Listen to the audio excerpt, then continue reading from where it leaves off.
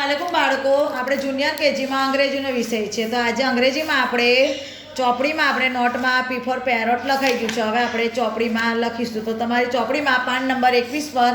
જુઓ તો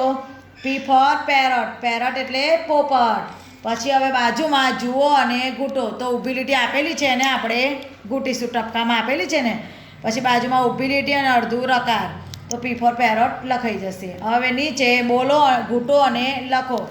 તો ટપકામાં પી ફોર પેરોટ આપેલો છે એને આપણે ઘૂંટીશું પી ફોર પેરોટ પેરોટ એટલે પોપટ પછી પી ફોર પેન પેનથી મેડમ લખે છે ને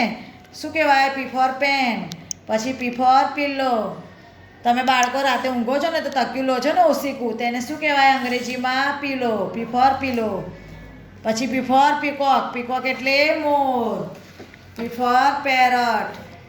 કે તે લખવાનું છે ઊભી લીટી અને અડધું રકાર આપણે નોટમાં લખ્યું છે ને બાળકો એ તે આપણે ચોપડીમાં પણ લખવાનું છે કે તે લખવાનું છે બોલી બોલીને પી ફોર પેરટ પેરટ એટલે પોપટ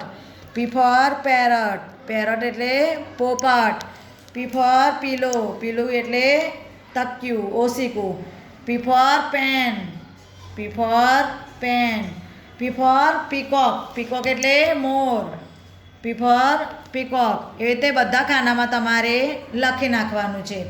હવે જુઓ તો નીચે બાળકો PEN પેન પેન એટલે પેન પછી વચ્ચે મૂળાક્ષર પી ફરતે વર્તુળ કરો તો PIN તો પી છે ને ત્યાં આપણે ગોળ કરી દેવાનું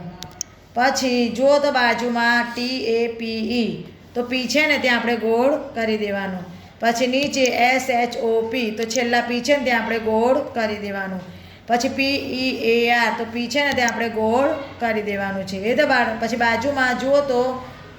PILLOW પીલો પીલો એટલે ઓસીકું તકિયું એવી રીતે બાળકો પાન નંબર 21 પર મેં તમને જે કરાવ્યું તમારે પણ આટલું લખી નાખવાનું છે અલ્લાહ હાફિઝ